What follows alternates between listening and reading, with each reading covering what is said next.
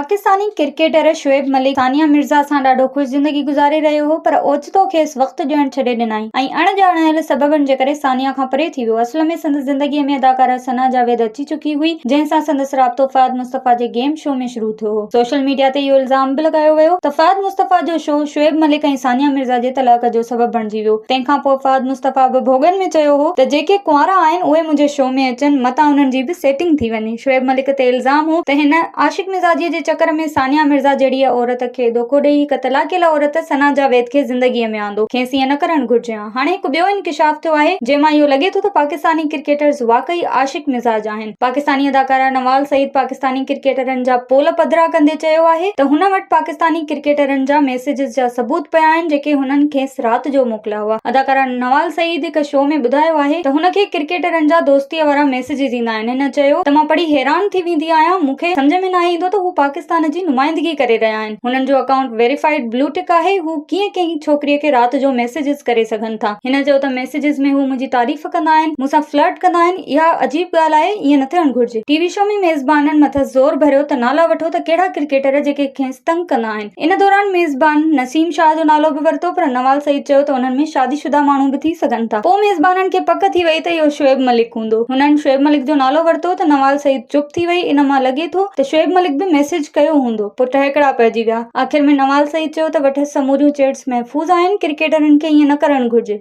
माण्हू क्रिकेटरनि खे आइडियल सम्झंदा आहिनि ऐं हू अहिड़ियूं हरकतूं कंदा त सुठो न लॻंदो।